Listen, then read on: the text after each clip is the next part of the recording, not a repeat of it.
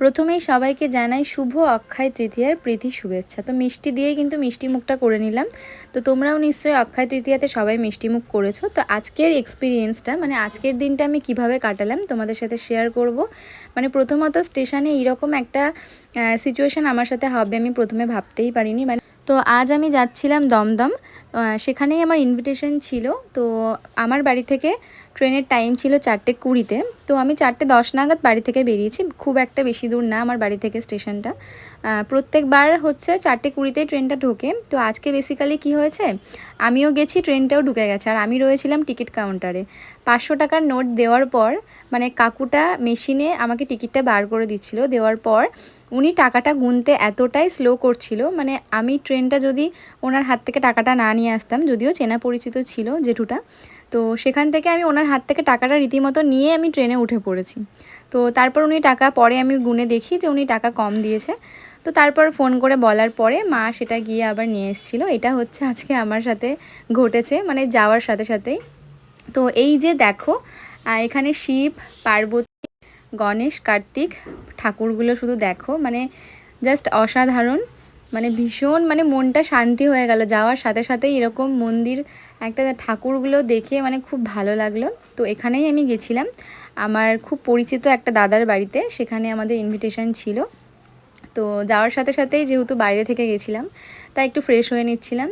তো ফ্রেশ হওয়ার পর সবার সাথে দেখা সাক্ষাৎ করে তো খুব ভালো লাগলো দাদার বাড়িতে এসে সবার সাথে কথা বলে। আর এই মন্দিরটা দেখে প্রথমত মানে মনটা শান্তি হয়ে গেছিলো, যে এইরকম একটা ঠাকুর দেখেই মানে প্রথমে অক্ষয় তৃতীয়ার দিন, তার উপরে আবার মানে আমি পয়লা বৈশাখটাও খুব ভালোভাবে কাটিয়েছি, আর অক্ষয় তৃতীয়াটাও খুব ভালোভাবে কাটালাম। তো তোমরা কেমন করে কাটিয়েছো দিনটা অবশ্যই কমেন্ট করে জানিও। আর এই যে আমরা এই ঘরে বসে আড্ডা দিচ্ছিলাম, আর এই যে যাকে ফ্রেমে দেখতে পাচ্ছ ও হচ্ছে সৌরভ, আমারই বন্ধু। তারপর সৌমেনদা এখানে মিষ্টি দিয়ে গেল, ঠাকুরেরই প্রসাদ, বললো তোমরা একটু মিষ্টি মুখ করো। তো আমরা মিষ্টি খেতে খেতে আড্ডা দিচ্ছিলাম। আড্ডা দেওয়ার পর তারপরে এই যে এখানে দিদি দেখতেই পাচ্ছ, অন্বেষা রয় মুখোপাধ্যায়, তোমরা অনেকেই হয়তো চিনতে পারো। এই কিন্তু সোহাগ জলের নায়িকা। আর সৌমেনদা আমাদেরকে মিষ্টি দিয়ে গেছিলো। খাওয়ার পর তারপর সৌরভ বলল চলো আমরা নিচে গিয়ে একটু মকটেলের কাউন্টারে ওখানে কিছু একটা ড্রিঙ্কস খেয়ে নেবে। তো তারপর সেখানে গিয়ে গরমের মধ্যে, খুব একটা ওয়েদারটা ভালোই ছিল সেদিনকে, খুব একটা গরমও ছিল না। তো তারপর আমরা মকটেলের কাউন্টারে গিয়ে সেখানে ওই কিছু একটা সাজেস্ট করেছিল, তারপর সেখানে দিয়েছিল, নামটা আমার ঠিক মনে নেই। আর আমার এই ইন্ডাস্ট্রিতে আসার সাথে সাথে এরকম অনেক মানুষের সাথে পরিচয় হয়েছে, যাদের কথা না বললেই নয়। আর একে একে তো সবার সাথে মিট করানো যাবেও না, কথা বলাও যাবে না, তাদের সম্বন্ধে বললে অনেকটাই কম হবে। কিন্তু কিছু কিছু মানুষের সাথে এমন বন্ডিং হয়ে গেছে যে তাদের কথা মানে ফেলতে চাইলেও ফেলা যাবে না। তো তার কারণেই কিন্তু আমার বাড়ি থেকে লোকেশনটা ছিল অনেকটাই দূরে, যেহেতু মানে আমি একা যাওয়া সম্ভব ছিল না। আর সবথেকে দুঃখের বিষয় যেটা, আমি যার বাড়িতে গেছিলাম তো তাকে কিন্তু তোমরা এখনও পর্যন্ত দেখতে পাওনি, আর দেখবে বা কীভাবে, কারণ দাদার সাথে কোনো রকম কোনো ভিডিও ক্লিপ আমি নিতে পারিনি।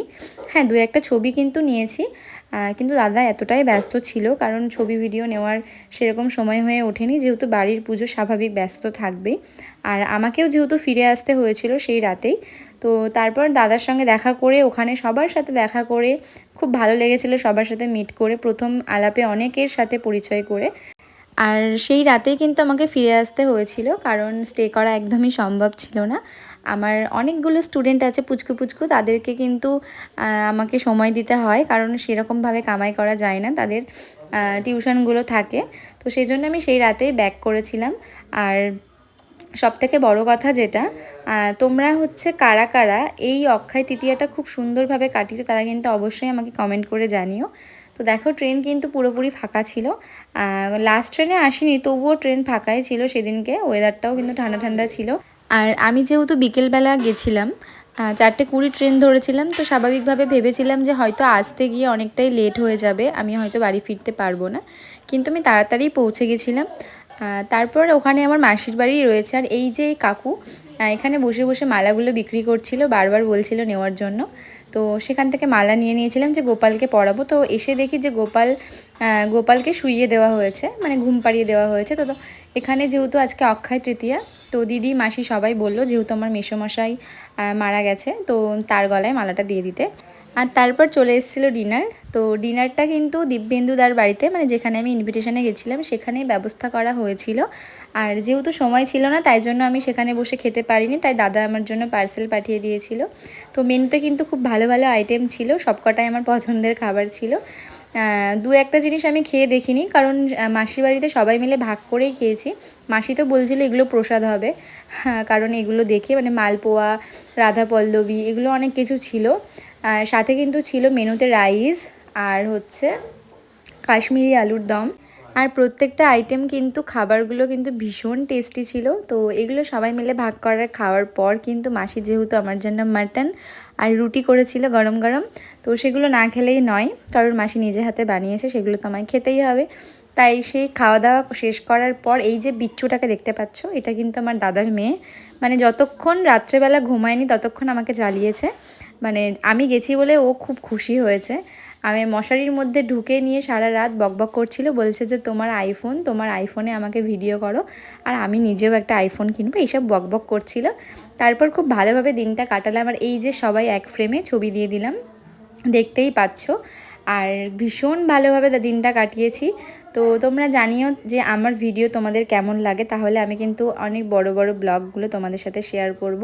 আর এই যে যার বাড়িতে বলছিলাম গেছিলাম, তো এটা হচ্ছে দিব্যেন্দু দা, তার ছবি আমি তোমাদের সাথে শেয়ার করে দিলাম।